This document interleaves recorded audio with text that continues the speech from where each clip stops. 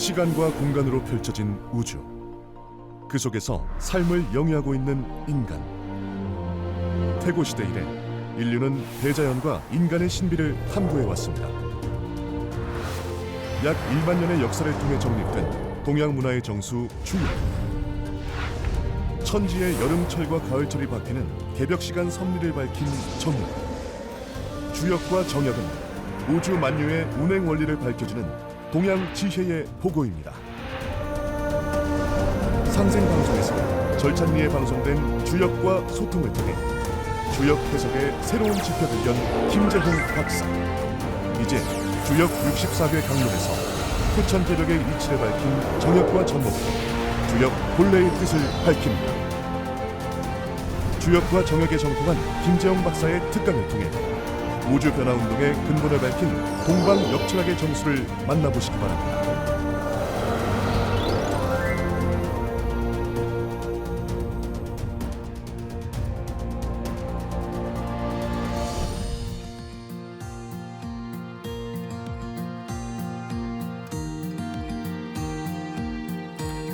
안녕하십니까. 소통의 인문학 주역 시간입니다. 이번 시간도 지난번 시간에 이어서 중지 공계에 대해서 같이 공부를 하려고 합니다. 이번 시간이 중지 공계의 4번째 시간입니다. 지난번 시간에 중지 공계의 문헌에 대해서 같이 공부를 해가지고 초요 문헌에 대한 걸 같이 공부하고 2요, 3요 문헌에 대한 걸 같이 공부를 했습니다. 그리고 이제 오늘 4요 문헌, 5요, 상요 문헌에 대해서 같이 공부를 하고자 합니다. 주역 공문을 읽어보도록 하겠습니다. 천지가 변화하면 초목이 번하고 천지가 패하면 현인이 은하나니 여괄. 자, 관량무구 무예라고 하니 개언 건야라. 이걸 소상하게 살펴보도록 하겠습니다. 천지가 변화를 하면, 그래서 변화라고 하는 것은 음이 양되고 양이 음되는 겁니다. 그래서 사계절이 변화가 되고 주야가 변화가 되고 음양의 변화가 제대로 이루어진다는 얘기가 되겠죠. 그래서 천지가 변화를 하면 하늘과 땅이 변하고 화하면 순서에 맞게끔 변화하게 되면 초목이 번하고 우거질 번자입니다. 그래서 초목이 번하고 천지가 패하게 되면 다들 패자죠. 그래서 지금까지 사시의 변화나 주야의 변화가 단 한 번도 어긋난 적이 없습니다. 내지예께와 풍지간께 단사에서도 사시불턱이라는 말이 나오듯이 단 한 번도 어긋난 적은 없는데, 천지가 패하면, 천지가 막히게 되면 현인이 은하나니, 숨길 은자, 은둔할 은자입니다. 그래서 천지가 변화하게 되면은 사시가 변화를 올바르게 하고 주야가 변화되고 음양지도가 변화가 되면 초목이 번해가지고 사람으로 따지고 인사적으로 표현을 한다면 많은 인재들이 경륜을 펼치기 위해서 출사를 하려고 하고 이렇게 된다는 뜻이죠.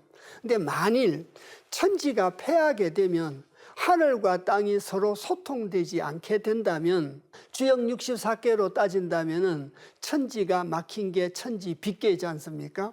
천지 빗계의 세상이 되면 소인이 판치는 세상이 된다는 거지 않습니까? 소인이 판치는 세상이 되면 현인이 은둔을 한다는 거죠.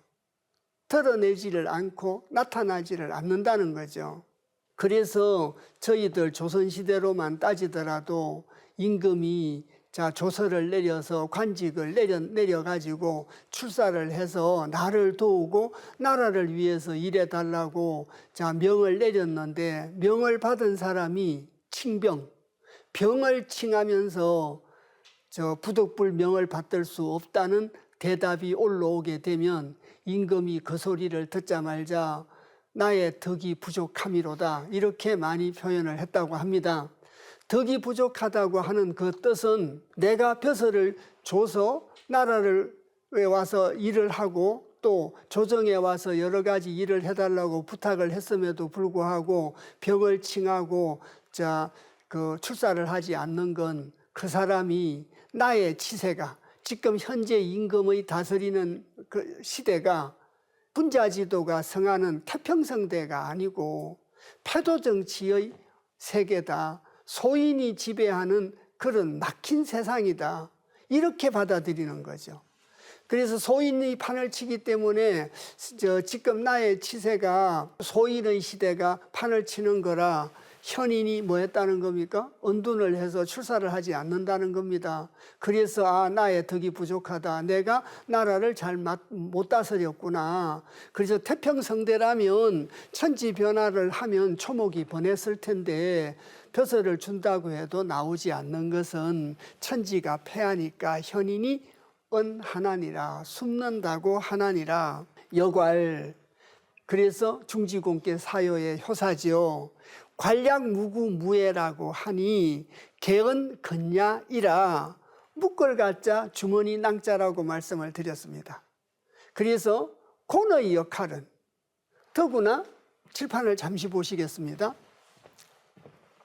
칠판을 잠시 보시면 지난번에 한번 말씀을 드렸습니다. 육효의 그 성정에 대해서 한번 말씀을 드렸는데요. 그래서 계급으로 따지면 여기가 육사입니다. 이 육사는 계급으로 따지면은 상공의 자리입니다. 고급관리의 자리입니다. 여기 있는 유고가 임금의 자리입니다. 여기가.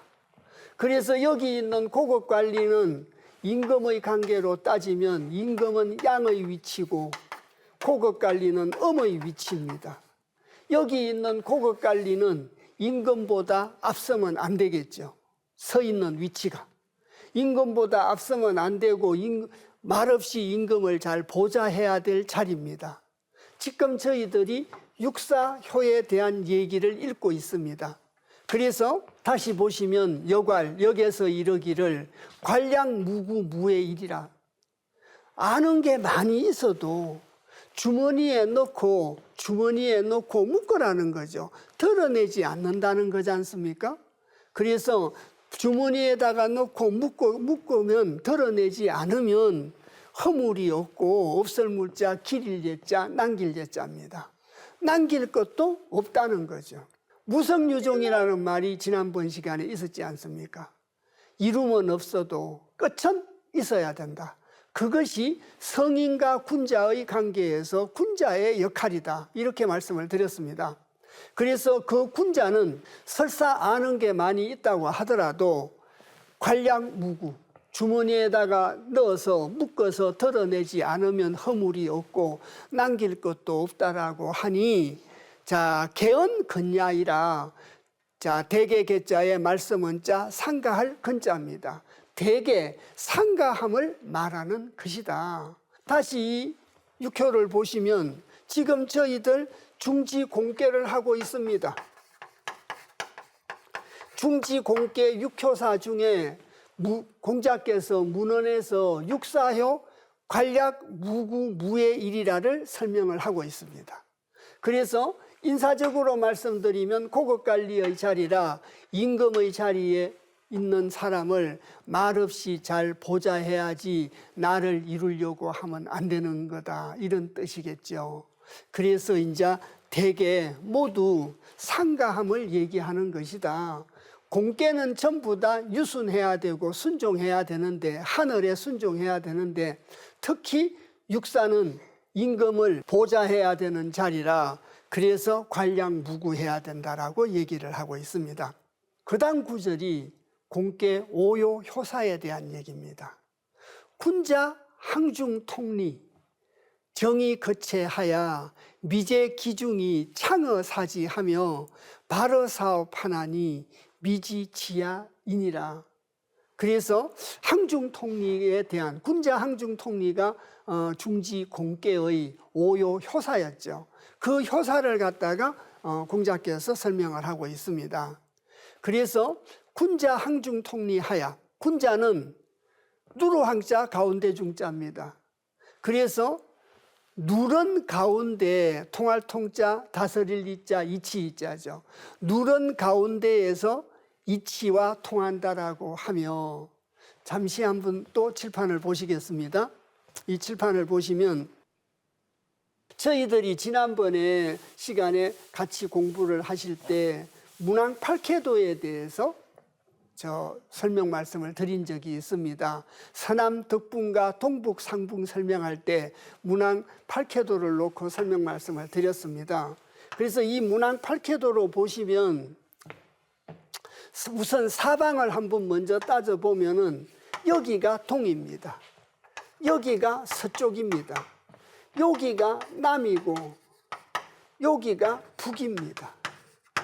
자, 오행으로 따져보면은 여기가 목의 자리입니다. 자, 오행으로 따지면 목의 자리고 여기가 남쪽이 화의 자리입니다. 불의 자리고 가운데 여기가 중앙토의 자리죠. 여기가 중앙토의 자리입니다. 그래서 여기가 중앙토의 자리고, 자, 여기가 금의 자리고, 여기가 물숫자 수의 자리입니다. 그래서 이걸 오색으로 또 달아보면 여기가 푸른색의 자리, 푸를 청자죠. 청의 자리입니다. 여기가 붉은색의 자리, 붉을 주자의 자리고요. 여기가 누르황자, 황색의 자리입니다. 여기가 황의 자리입니다. 여기는 흰백자, 백의 자리고 여기는 금을 현자, 현의 자리입니다. 지금 현재 군자 황중통리라는 말이 있습니다. 그 황중통리라는 건 가운데 토의 자리고 황색의 자리를 보고 말을 하는 겁니다. 사람은 땅을 발로 딛고 하늘을 쳐다보면서 살아가는 것이 사람이라고 하지 않습니까? 자, 그래서 사람이라고 하는 건 땅을 딛고 땅의 색깔이 누런색, 누르황자죠. 천자문 첫 기절에 천지 현황이지 않습니까? 하늘은 검고 땅은 누렇다. 땅의 색깔이 황색이고 여기가 흑인 토의 자리입니다. 예전에 새 사람들을 다스리는 중앙에 있는 나라의 임금이 골룡포의 색깔을 누런색으로 했던 건 중앙토의 자리가 황색의 자리이기 때문에 그렇습니다. 그래서 노란 색깔의 골룡포를 입었던 겁니다. 이래서 중앙토를 다스리는 사람, 그 말입니다. 그 노란색 골룡포라는 것이. 그래서 다시 이 경문을 보시면 군자는 누런 가운데, 그래서 중앙토의 자리에서 통할 통자 이치이자, 이치와 통한다 하야 정이 거체하야, 발을 정자 자리 위자죠. 바른 자리에 머물걸 자 몸체자입니다. 바른 자리에 몸을 거하는 거죠. 바른 자리에 몸을 거하야 미제 기중이 창어 사지하며 아름다울 미자 있을 제자 거기자 가운데 중자입니다. 그 중에 그 가운데에 아름다울 미자 있을 제자 그 가운데에 아름다움이 있다는 거죠. 그 아름다움이 있고, 자, 별창자에다가 넉사자, 지탱할 지자, 사지 지자입니다. 어조사 어자가 있기 때문에 사지부터 먼저 해석을 해야 되겠죠. 그래서 사지가 편다, 또 빛날 창자도 됩니다. 빛난다는 거죠. 그래서 군자가 누런 가운데에 이치와 통한다고 하야 정이 거체하야 자리를 바르게 하고 몸을 머물게 있을 자리에 있다는 얘기죠. 자, 군자가 있을 자리에 있다는 얘기입니다. 그러고 이제 미제 기중이 창을 사지라, 그 가운데 아름다움이 있어서 사지가 빛난다. 그래서 항중통리하고 정이 거체하기 때문에 사지가 빛난다는 얘기가 되겠죠. 자, 그리고 바로 사업하나니 드러낼 발자죠. 여기도 마찬가지지 않습니까? 어조사 어자가 있으니까 드러낼 발자보다 일사자와 어업자를 먼저 해석해야 되니까 사업을 드러낸다라고 하나니, 자, 주역은 다른 말로 중정지도다 이렇게 말씀을 드렸습니다. 중도를 권원으로 정도를 실천한다. 천지지도다. 천도를 권원으로 지도를 행한다. 그래서 천지지도나 중정지도나 같은 말이죠. 또 다른 말로 성인군자지도로 말씀을 드린다면 성인지도를 권원으로 해가지고 군자지도를 실천하는 것이 바로 주역의 내용입니다. 그래서 지금 현재는 곤에 대해서 하고 있는데 곤과 대비가 되는 것이 건이지 않습니까? 하늘. 지금은 땅에 대해서 하고 있습니다. 그래서 하늘을 권원으로 해가지고 천도를 권원으로 해가지고 자 직방대. 그래서 이 동서남북 공간에서 똑바로 실천을 하는 거. 좀 정치적인 용어로는 왕천하 사업이라고 할 수 있겠죠. 건도를 권원으로, 하늘의 도를 권원으로 해가지고 공간에서 백성을 위한 정치 왕천하 사업을 해야 되는 것이, 그것이 바로 사업입니다.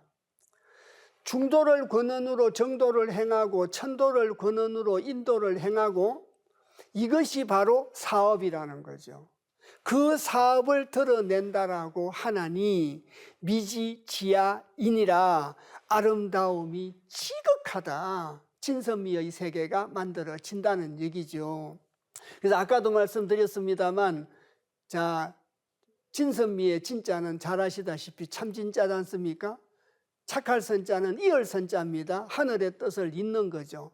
그래서 자, 진실로 하늘의 뜻을 잇는 것이 아름다울 미자, 아름다운 겁니다. 그래서 그걸 진선미의 세계라고 합니다. 미스 코리아 뽑을 때 진선미하고는 다른 의미겠죠. 그래서 진선미라는 건 바로 그런 뜻이라는 거죠. 그래서 이제 바로 사업하나니 미지지야인이라, 그 아름다움이 지극하다. 무성유종해야 되고 이상겸빙해야 되고 또 직방대 학습 무분리해야 되고 또 아는 게 있어도 주머니에 꼭 묶어서 넣어야 되는 관략 무구 무해해야 되고, 자, 또 오요에서는 왕천하 사업을 건도를 권원으로 해서 정도를 행하는 사업을 드러내니까 아름다움이 지극하다는 얘기죠. 아름다움이 지극하다. 그리고 마지막 상효입니다. 저희들이 중지공께 제일 처음 공부에 돌아와서 그 말씀을 드렸습니다. 주역의 중천근계의 육효사 내용이 중천근계를 제외한 나머지 63개 육효사에 다 내포되어 있다, 이런 말씀을 드렸습니다. 그래서 상효의 중천근계 상효가 항용유해지 않습니까? 높이 올라간 용이라 후회함이 있다. 그것이 여기에 내포되어 있다는 겁니다. 그래서 중지공계도 그 교만의 극의 내용이 내포되어 있습니다. 그래서 어머어양하면 필전하나니 위기혐오 무양아이라 고로 칭용은하고 유밀이 기류야이라 고로 칭열언하니 부현황자는 천지지 잠야이니 천연이 지향하니라. 그래서 중지공계 상효를 공자께서 문언으로 다시 설명을 하고 있습니다. 중천근계는 제가 6번을 반복해서 설명하고 있다라고 말씀을 드리고, 중지공계는 2번을 연속해서 설명하고 있다. 육효사로 한 번 육효사를 설명하고 문언으로 또 한 번 반복해서 설명하고 있는 것이 근공계의 특징이다, 이렇게 말씀을 드렸습니다. 그래서 문언으로 마지막 효를 반복해서 설명을 하고 있는 거죠. 음달음자 의심할 어자입니다. 어조사 어자의 변양자죠.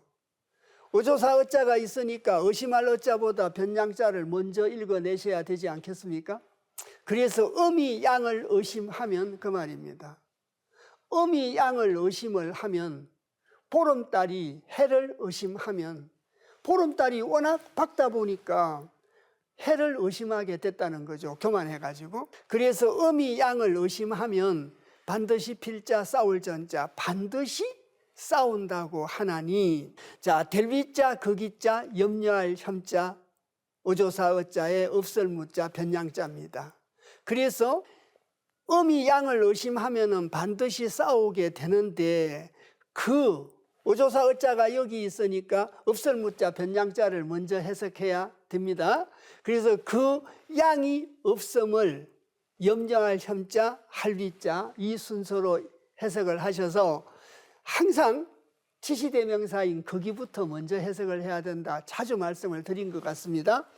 그 양이 없음을 염려하게 됨이라, 양이 없음을 염려하게 됨이라. 고로 달이 너무 밝다 보니까 저 해가 없음을 염려함이라. 고로 칭용은이요, 칭할 칭자죠. 일컬을 칭자, 칭할 칭자입니다.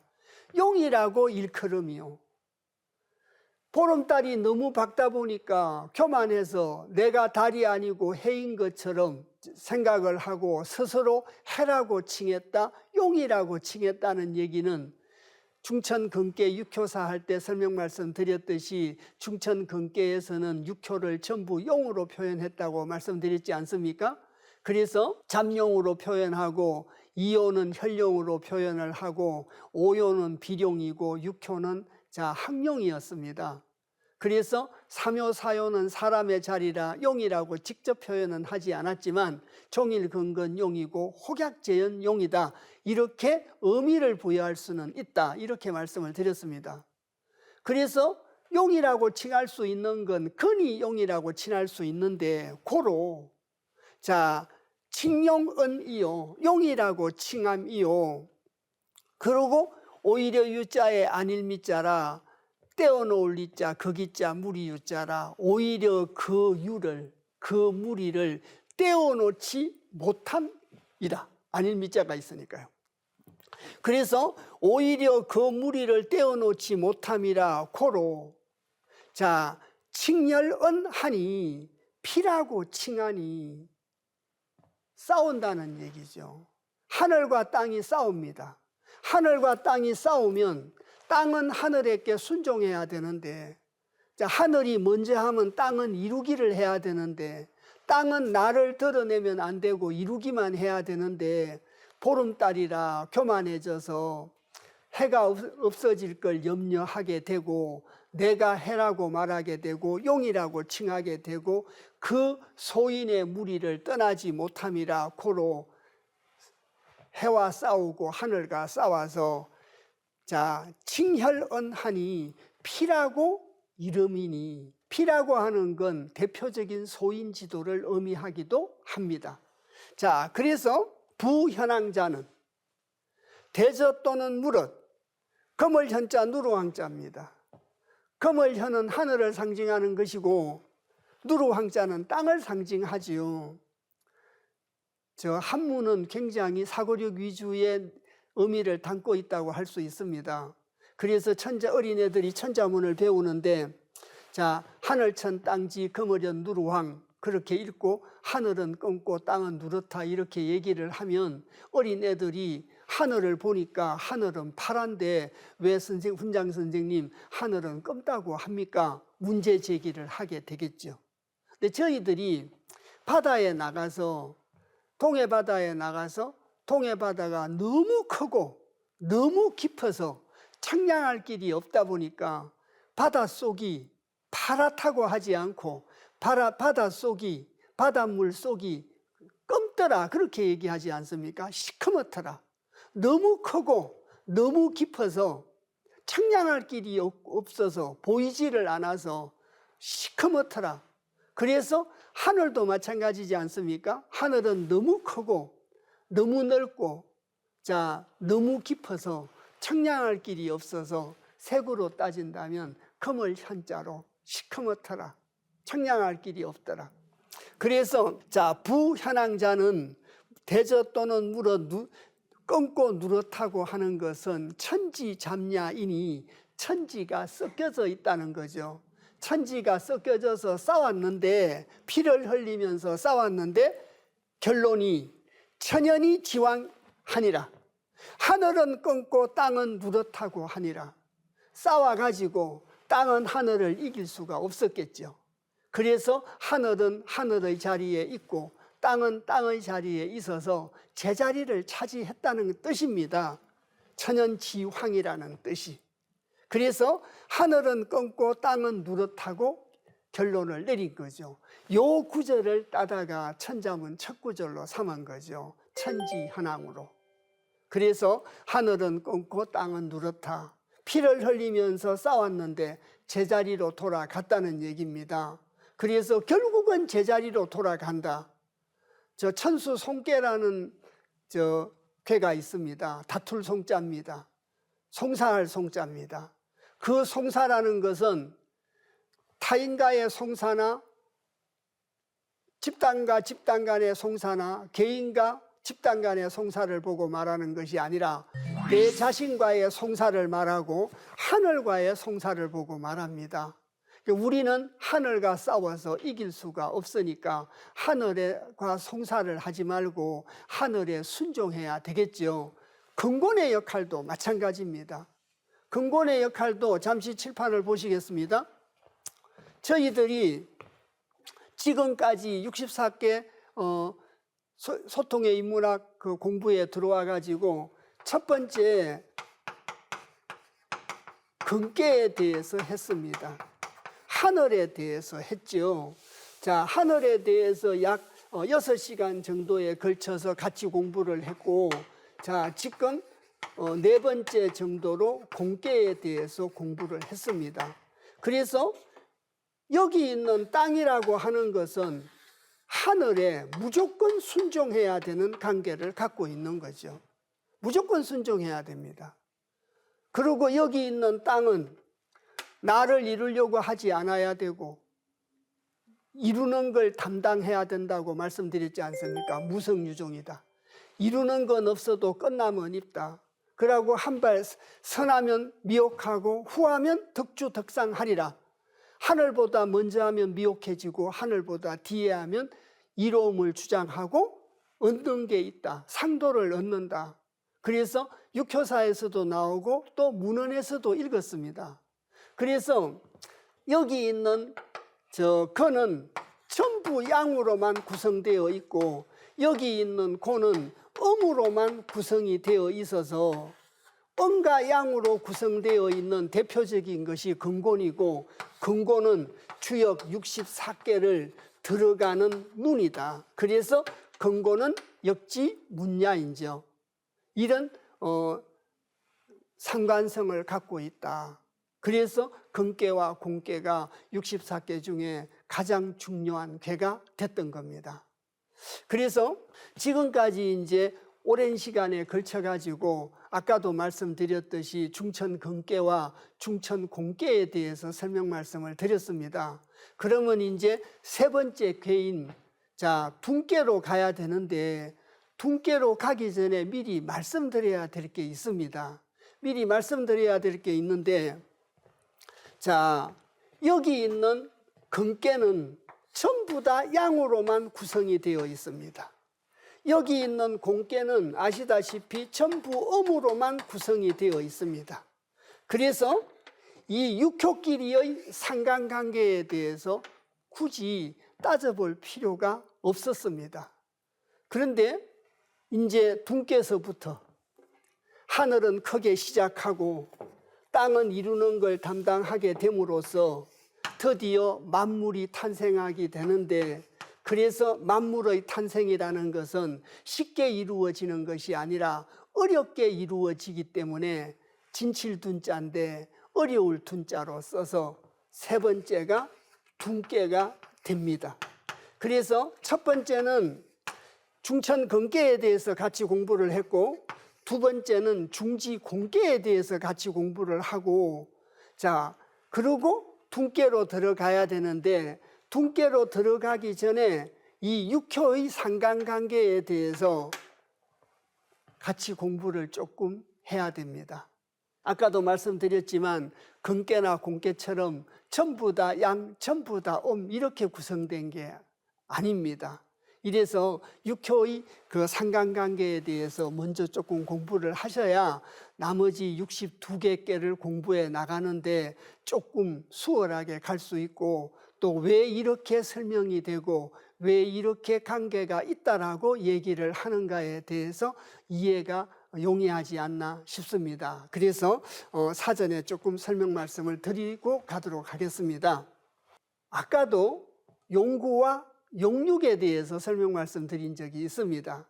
그는 양만 전부 있기 때문에 양은 구를 쓰고, 고는 전부 다 음만 쓰기 때문에 공깨는 육을 쓴다. 그래서 용구와 용육, 또 용구 원리와 용육 원리, 이렇게 설명 말씀을 드렸습니다.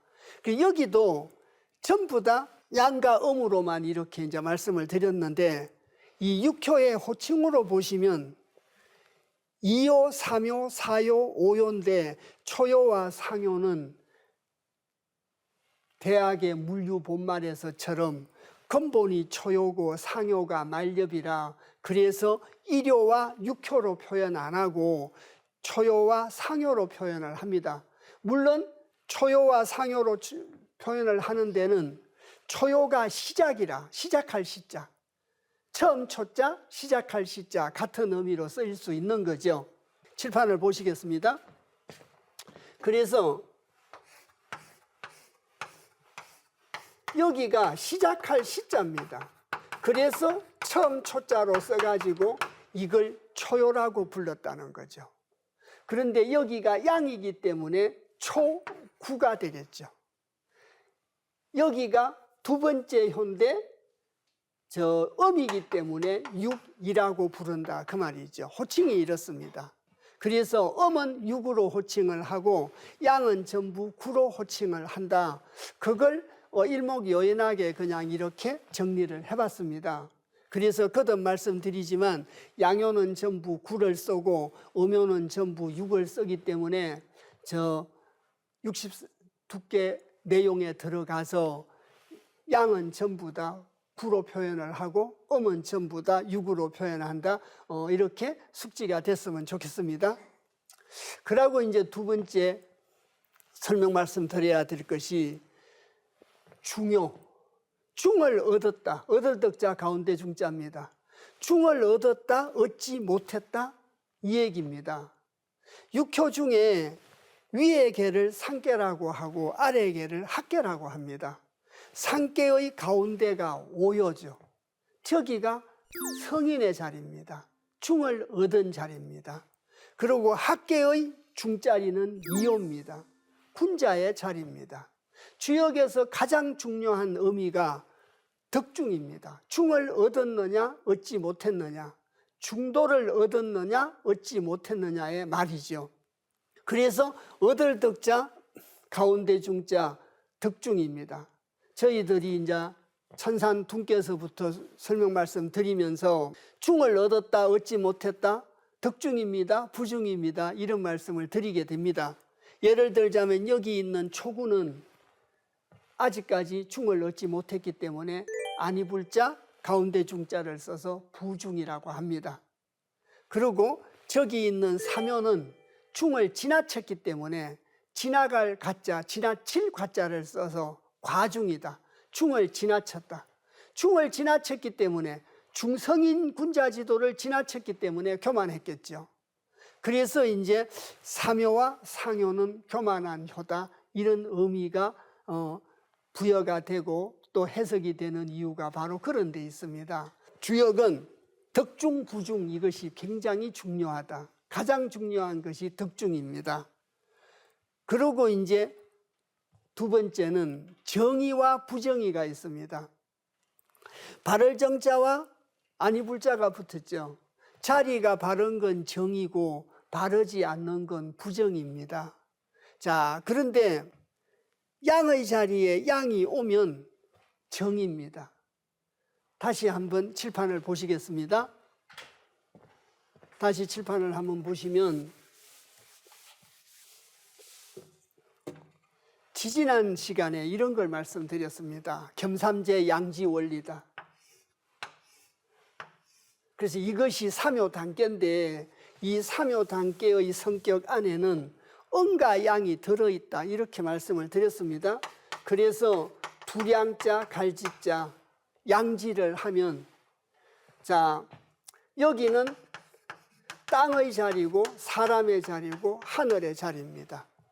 자 그래서 이걸 나누게 되면 양으로 나뉘어지고 또 여기 있는 두 번째 사람의 자리도 음과 양으로 나뉘어지고 땅도 음과 양으로 나뉘어져서 육효가 형성이 됐습니다. 이것이 육효 중계입니다.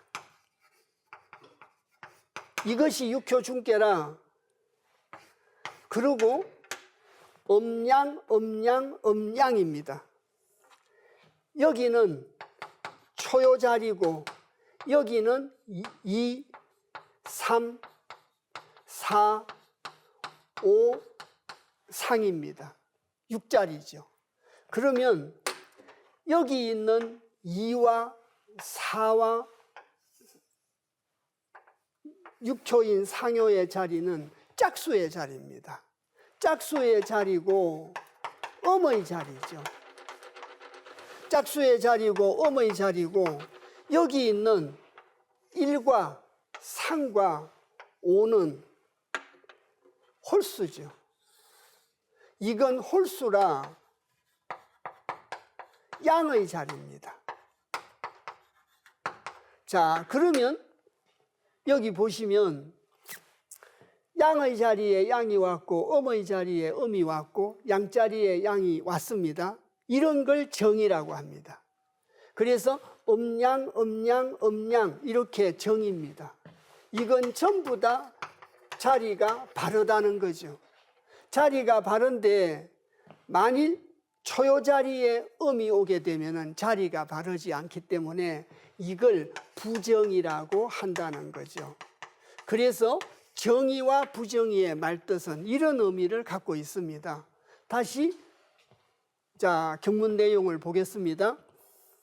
그래서 음의 자리인데 음양, 음양, 음양인데 음의 자리에 양이 왔으니까 부정이고 음의 자리에 음이 왔으니까 정입니다. 이해가 가셨습니까? 그래서 첫 번째는 제가 덕중에 대해서 덕중의 의미가 무엇인가, 중을 얻었다는 게 무엇인가를 설명 말씀을 드렸습니다. 그리고 두 번째는 정의와 부정의에 대한 말씀을 드려서 음자리에 음이 오고 양자리에 양이 오면 자리가 바른 거죠. 그래서 저희들이 주역을 배우는 목적 중에 하나가 앉을자리 설자리를 알기 위함입니다. 음의 자리에 음이 앉고 양의 자리에 양이 앉아야 되는 걸 알기 위해서 주역을 배웁니다. 물론 피움치기를 위해서 주역도 배우겠죠.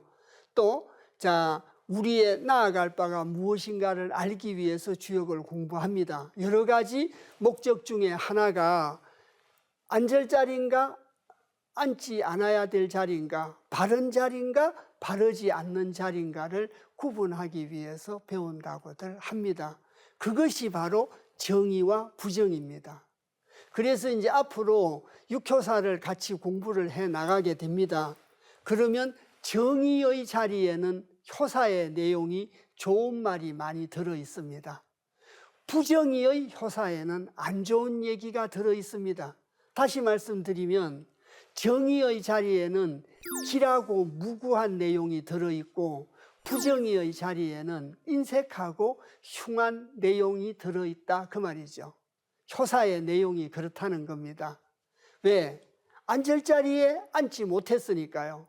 양자리에 음이 와 앉았기 때문에 인색하고 흉하게 되는 거고 음자리에 양이 와서 앉았기 때문에 부정이라 그래서 흉하고 인색하다고 표현을 하는 겁니다.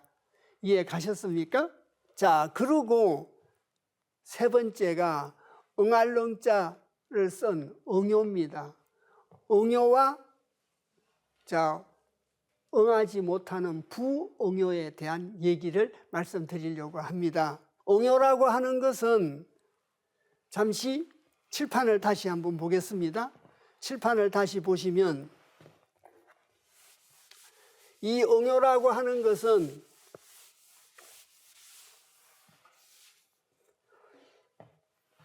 요것이 학계라고 말씀을 드렸습니다. 여기 있는 효가 상계입니다. 자, 그런데 여기 있는 초요는 사요하고 짝입니다. 이걸 응할 응자를 써서 응효라고 합니다. 그리고 여기 있는 이효는 오요하고 짝입니다. 이렇게. 오요하고 짝인데 여기 있는 초요는 양이고 사요는 음이라 응요가 됩니다. 음양이기 때문에. 만일 초요가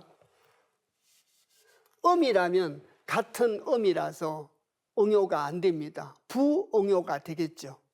그래서 이요는 오요와 짝인데 이요는 음이고 오요는 양이라서 응요가 이루어집니다. 여기 있는 삼요와 상요가 짝입니다. 이런 걸 응요라고 합니다. 다시 말씀드리지만 응요라고 하는 것은 음양이 짝이 되는 겁니다. 둘 다가 양이거나 둘 다가 음이면 응이 이루어지지 않습니다. 그건 부응요입니다. 그래서 응요라고 하는 것은 방금 말씀드렸듯이 초요와 사요가 짝이고 이요와 오요가 짝이고 삼요가 상요가 짝인데 여기는 전부 다 양요로만 구성이 되어 있기 때문에 응요가 하나도 없는 거죠. 제가 중천근께 들어갈 때 이 말씀을 안 드리고 자 둔께를 들어가야 될 직전에 이 말씀을 드리는 것은 자 아까도 말씀드렸습니다마는 중천근께와 중지공께는 전부 양과 음으로만 구성이 되어 있었기 때문에 응요관계가 전부 성립을 하지 않았습니다. 그래서 굳이 응요를 따질 필요가 없었기 때문에 세 번째 궤인 둔께서부터 이렇게 말씀을 드리고 이제 따져 들어가야 된다. 이렇게 말씀드린 이유가 바로 이런 연유 때문에 그렇습니다. 자, 그리고 네 번째가 사귈 비자입니다. 비요입니다. 비요라고 하는 것은 사귈 비자인데 친할 친자 사귈 비자라 이웃집을 보고 말하는 겁니다. 이웃집을. 자, 이웃집을 보고 말하는데 다시 칠판을 한번 봐주시겠습니다. 그래서 이 비요라고 하는 것은 무엇인가? 그래서 여기 있는 초요하고 여기 있는 이요하고는 음과 양이라서 서로 친하게 지낼 수 있습니다. 사귈 비자. 그래서 초요가 엉뚱한 일로 가려고 하면 위에 있는 이웃집, 친한 집에서 말기게 되겠죠. 그런 내용이 육효사에 굉장히 자주 나옵니다. 그래서 육효사를 설명 말씀드리면서 이요가 초요를 붙잡는 것은 서로 친할 수 있는 친비의 관계이기 때문에 이렇게 붙들 수 있습니다. 이렇게 말씀을 드리게 됩니다. 그래서 매 시간마다 이 관계를 놓고 설명드릴 수 없기 때문에 한 번에 말씀드리고 나머지 62개를 설명해 갈 때는 득중을 했습니다. 친비의 관계입니다. 응요가 됩니다. 응요가 되지 않습니다. 이렇게만 설명 말씀드리고 공부를 진행해 나가게 됩니다. 그래서 미리 말씀을 드리는 겁니다. 그래서 여기 있는 이요는 삼요하고 친하고 초요하고 친할 수 있습니다. 여기 있는 사요는 삼요와 오요와 친할 수 있고 여기도 서로 친할 수 있죠. 이런 걸 친할 친자 사귈 비자 친비라고 합니다. 친비. 그래서 사귈 수가 없는 건 불비입니다. 사귈 수가 있는 게 친비입니다. 그래서 이웃하고 사귀느냐 못 사귀느냐 그 뜻이 친비와 불비라는 겁니다. 이래서 지금 비요에 대해서 말씀을 드렸고 응요에 대해서 말씀을 드리고 효의 자리에 대해서 말씀을 드리고 덕중, 부중에 대해서 말씀을 드렸습니다. 거듭 말씀을 드렸습니다마는 앞으로 64개를 공부해 나가는데 필수적으로 따져야 될 내용들이고 저걸 잘 이해를 못하시면 효사의 내용이 이해가 안 갑니다. 왜 저렇게 얘기를 하고 있는가? 이렇게 의문을 품게 되고 이렇습니다. 그래서 오늘 중지공계 문헌의 사요문헌과 오요문헌, 상요문헌에 대해서 말씀을 드렸습니다. 그리고 간단하게나마 근계와 공계의 성정을 다시 간단하게 말씀을 드려가지고 근곤이라는 것이 역의 문이고 그만큼 중요했기 때문에 근계는 6번을 반복해서 설명하고 공계는 2번을 연속해서 설명 말씀을 하고 있다. 이런 성정을 말씀드렸고요. 그리고 이제 62개를 본격적으로 공부를 해 나가야 되는데 공부를 해 나가기 전에 육효의 관계에 대해서 말씀을 드려가지고 중을 얻었느냐 얻지 못했느냐의 덕중과 부중에 대해서 말씀드리고 또 응할 수 있느냐 못하느냐에 대한 응효에 대한 말씀을 드리고 이웃집과 친할 수 있는가 친할 수 없는가에 대한 친비와 불비에 대한 말씀을 드렸습니다. 그 내용을 알아야 64개 384효의 효사를 읽어내는데 이해가 빨리 된다고 여러 차례 말씀을 드렸습니다. 그래서 미리 말씀을 드렸습니다. 그리고 다음 시간에는 분계에 대해서 해가지고 그러니까 하늘인 근계에 대해서 같이 공부를 했고 땅에 대한 공계에 대해서 같이 공부를 했습니다. 그래서 천지가 있은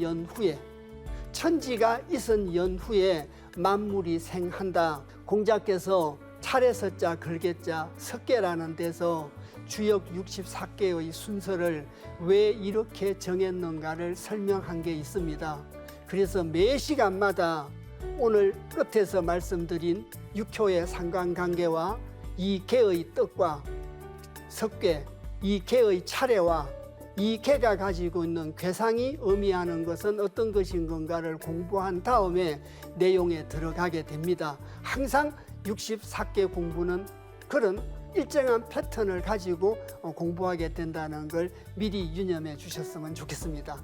그래서 천산 둔계에 대해서는 다음 시간에 같이 공부를 하도록 하겠습니다.